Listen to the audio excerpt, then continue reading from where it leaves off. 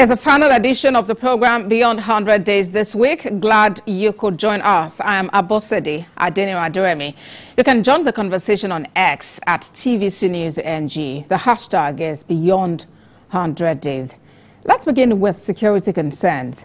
Suspected Boko Haram insurgents have shot dead 3 students of the Faudiya School in Gaidam local government area of Yobe State. Local sources in the community confirmed that the assailants pulled the 3 students from their rooms before they were shot.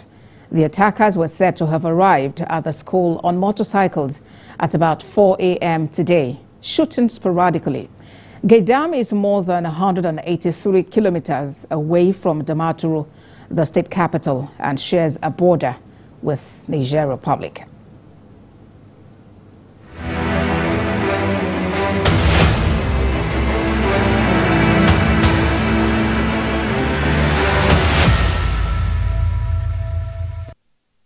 Now to party politics and a big story for the day. It's exactly 22 days to the Edo governorship election, and the state is gearing up for what will undoubtedly be one of the most interesting contests in its almost 33-year history. For the first time in many years, and just like what's played out at the presidential election, the contest will be a 3-horse race. The PDP's Asue Godalo, APC's Monday Okpevolo, and the Labour Party's Olumide Akpata. Do we say then that others are pretenders? You can answer that question.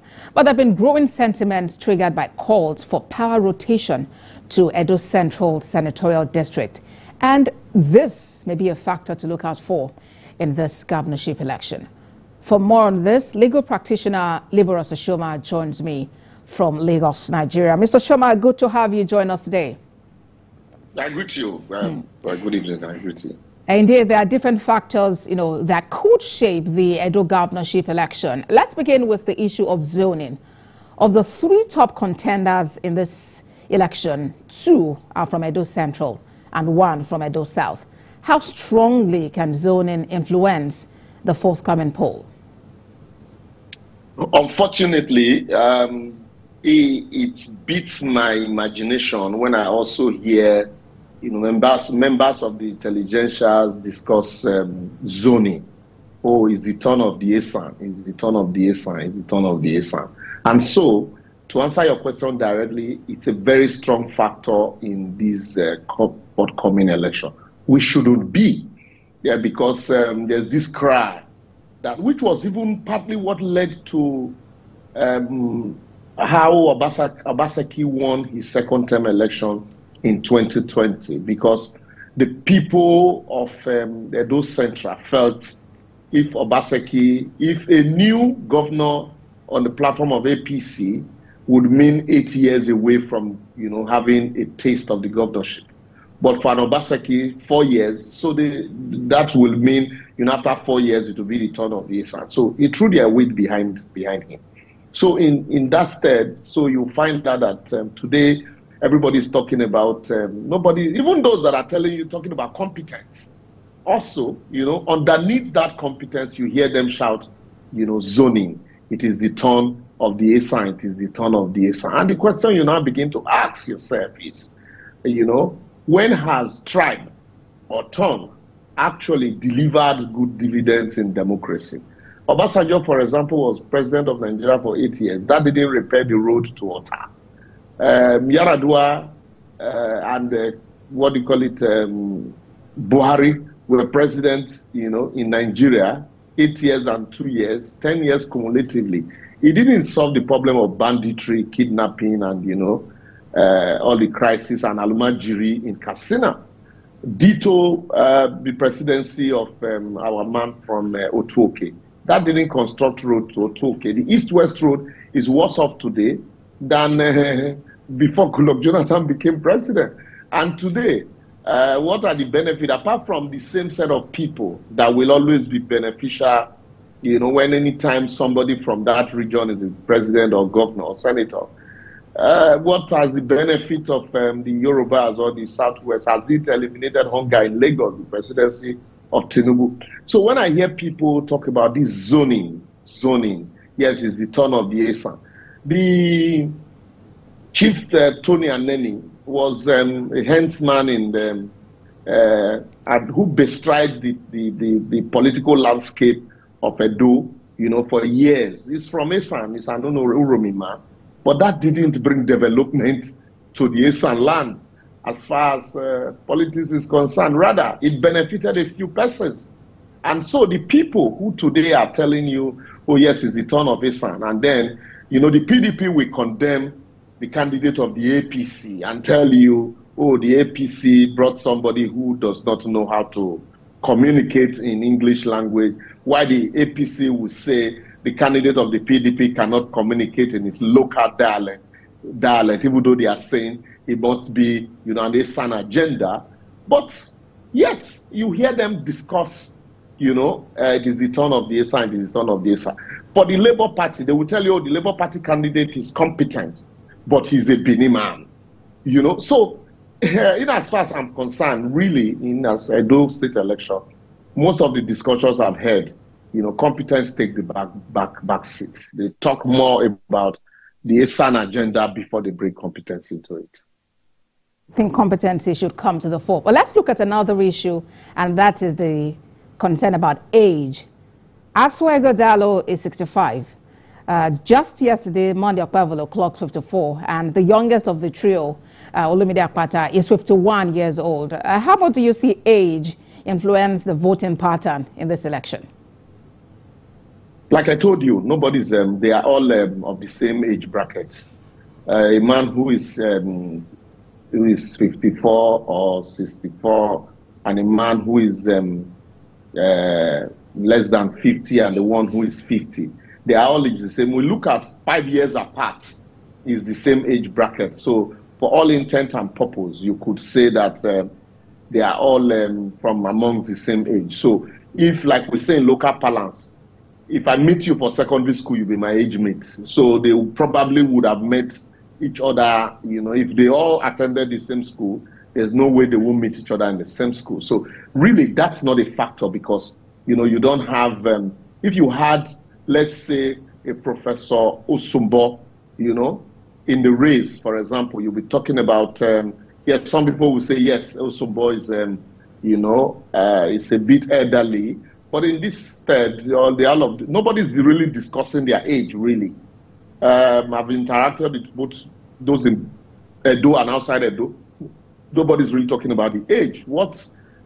People, like I said, most of the issues that you hear people talk about are, tribe and tongue, language, English, and then competence take, the underneath. I would have expected that in Nigeria of today, with the challenges facing, us in every sector, we should discuss, it should ordinarily be competence, and competence.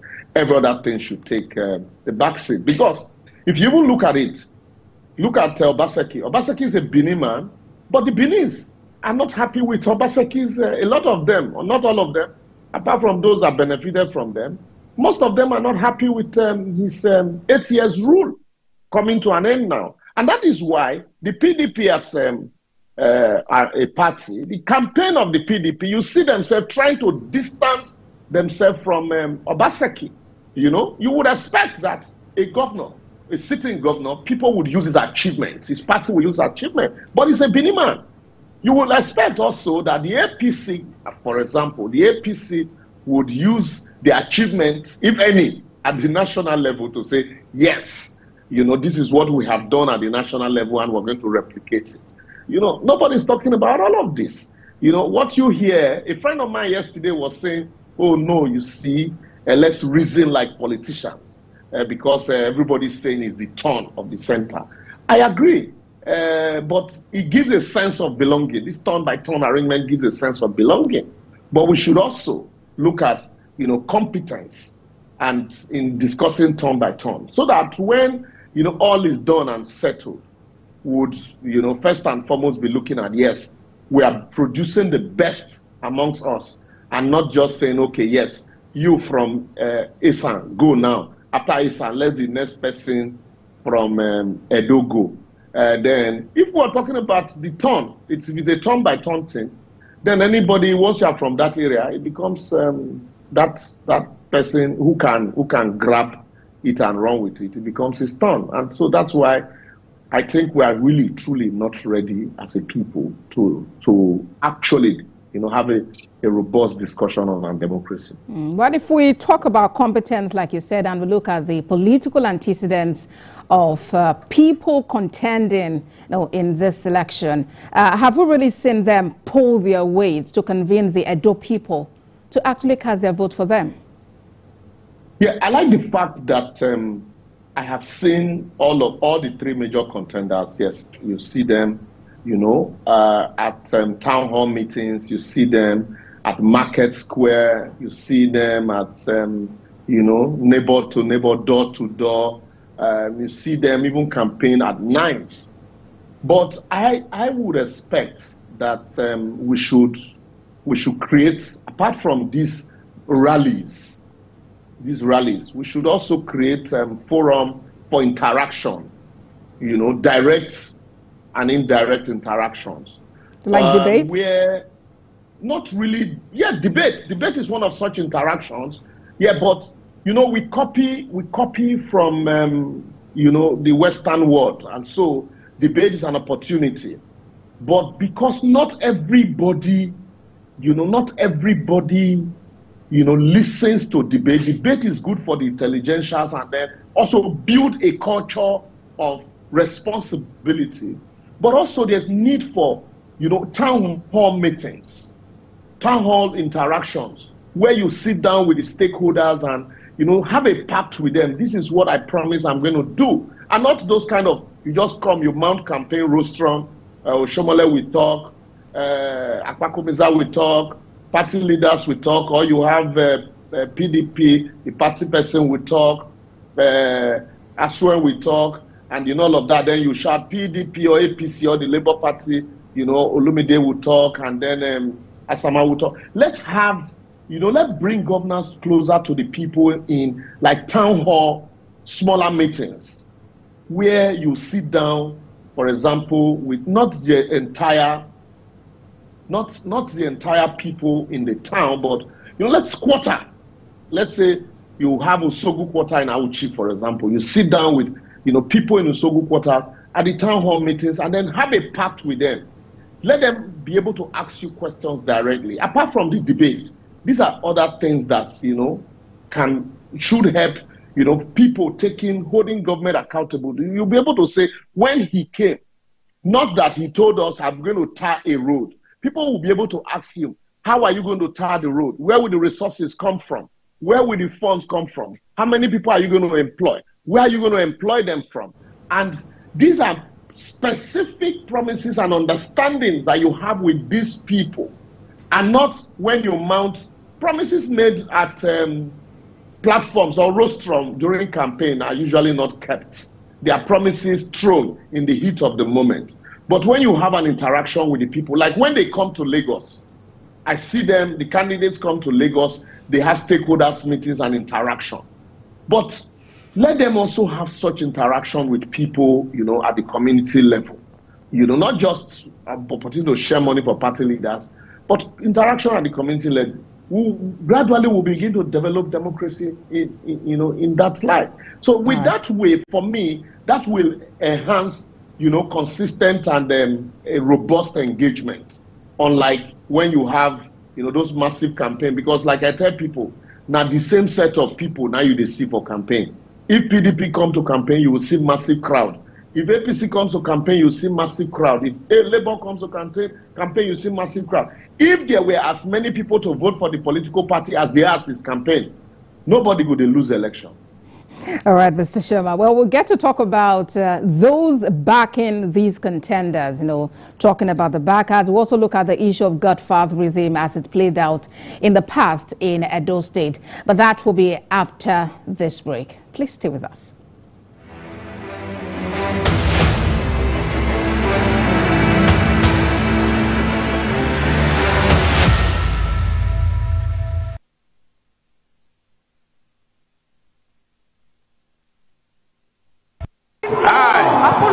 Small.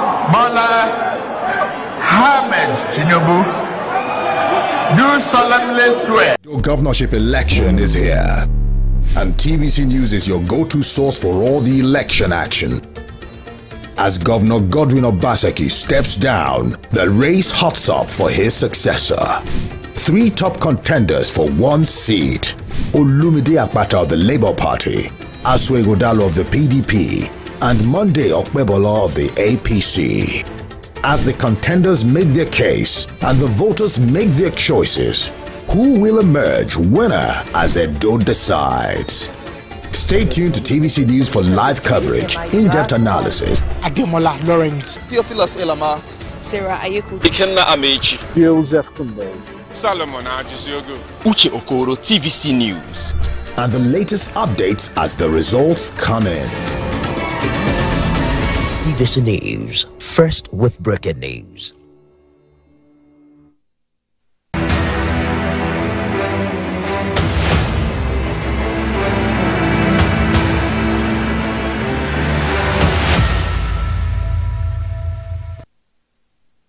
Welcome back to the program. It counts down to the Edo governorship election, and the legal practitioner Liborous Oshoma is my guest on the program. Mr. Oshoma, let's talk about the backers of the candidates in this election. You know, people believe that the APC perhaps has the strongest backers. You know, talking about the likes of Adams Oshiomhole, who is a former Labour leader, 2-term governor, now senator. Talk about Sage Ezeyamo, who himself is not new to the race, Philip Shaibu, you know, and other members of the party. The PDP itself boasts of people like Michael Gadjome, Tommy Kimi. The current governor himself is also there. The Labour Party's candidate, Olumide Akpata, is a former NBA president. He says he's been funded by his friends. And he's also hoping to ride on the obedient movement in 2023. How do you see this backers factor come in determining the outcome of the election? Yeah, let me start with Akpata, Olumide Akpata. Yes, one would have expected that people, Nigerians or Edo-lites who feel they want to distance themselves from the shenanigans and the misrule of both PDP and APC, will, you know, humbly embrace the candidature of an Akpata, for example. But the snag there is, like I said at the beginning, people will say, oh, Akpata is a Benin man. You know, a Benin man is just the person leaving the office now. So it will be inequitable to have another Benin man. Not that he's not competent. And then also the obedient movement factor, the way it was in Edo, during the general election, that led to them winning the senatorial seat in Edo South, in Benin. You know, it's no longer as strong as it was with the Peter Obi factor. And I also have not seen Peter Obi's hand and the voice consistently, you know, coming to support the candidature of Olumide the way the other party members are supporting theirs. It's like Peter Obi, like Kenneth Okonkwo has said, it's like Peter Obi is aloof. You know, I've not seen his hand. I might be wrong. So now coming to Asue Igodalo, Asue, fantastic candidate, just like Olumide, you know. You can say a Cambridge lawyer, in the mode of a Cambridge lawyer, you know, an astute businessman who's, you know, also has been here and there in as far as the Nigerian legal environment is concerned, just like Olumide. But the unfortunate part is that the baggage of the current governor, Obaseki, you know, it's a disadvantage for him. And so far, he's been able to meander, he's been able to gradually distance himself from an Obaseki. But a lot of people are still not happy. A lot of people still feel, look, let's see that tears of failure in the face of Obaseki, the way he has consistently reneged on promises made to other persons. Coupled with the fact that Obaseki had divided PDP largely along polarized PDP. You have the new PDP, old PDP, and they have so many cases in court. And then the current deputy governor of the state Philip Shaibu's battle with him. No, so now making him going to align with Oshomole. And then to the APC, you would say, yes, they have more backers, the like of Oshomole. Oshomole really, it's not an advantage, but a disadvantage. And I will tell you why. Because in the 2020 election, Oshomole, everything he said against Yamu before then, you know, he came to renege, and we now saw how it was like a man eating his vomit. And people also, this is the same man that had campaigned against godfatherism, and people also feel the candidature of Monday Okpewolo as the candidature of an Oshomole, the way he's going about it. And coupled with the fact that a lot of people, because of Monday Okpewolo's lack of interaction with, you know, the intelligentsia, you know, it's not somebody, he does not have a gift of the gab, and some persons believe they have never heard him, and even when you hear him speak, it is like, you know, this man does not really know how to communicate. And so people are questioning that if you cannot communicate with your electors as a candidate, how well will you be able to interrogate the documents or interact with the office? So that's one baggage that the APC also needs to, you know, surmount. How well they're able to surmount that, it's entirely up to them. I watched the state chairman of the APC on an interview, and I can tell you that he didn't, you know, he couldn't even answer questions at that regard, and he did very poorly. He demarcated the candidate, you know, rather than selling him, you know. But that said, so these are the challenges of all. I needed to point out all of the challenges of all the three major candidates, and now how well they are able to overcome those challenges will go a long way in determining, you know, how they're able to get their vote, because the main battleground really will be the Edo South, where Obaseki is from. That's the Benin Axis. It's a melting pot.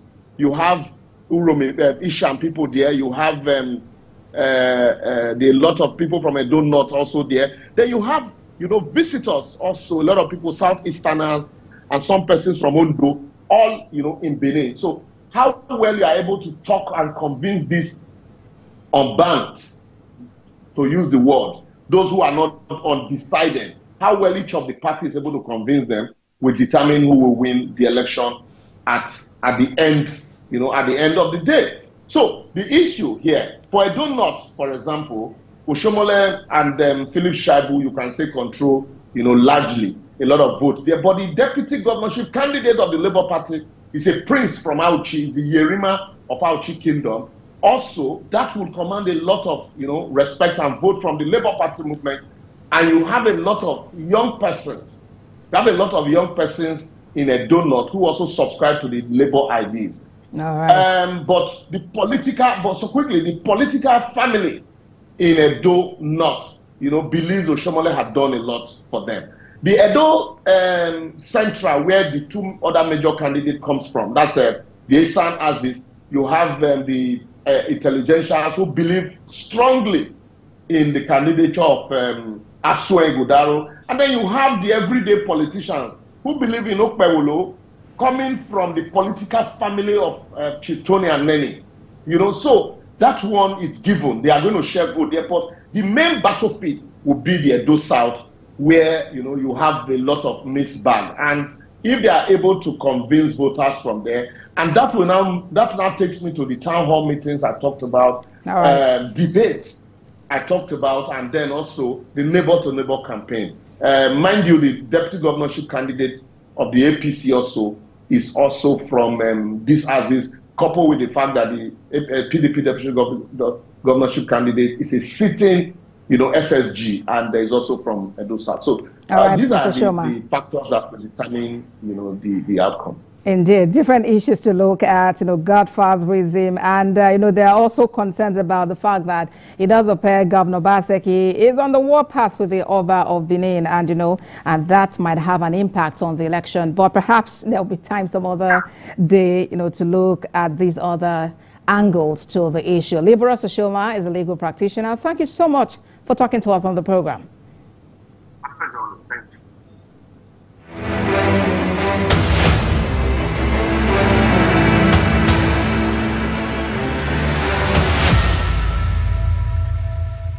Well, Well, that's our program today. Watch a repeat at midnight and at 6 a.m. I am Abosede Adeniro Aderemi. Join us next week for fresh episodes of the program.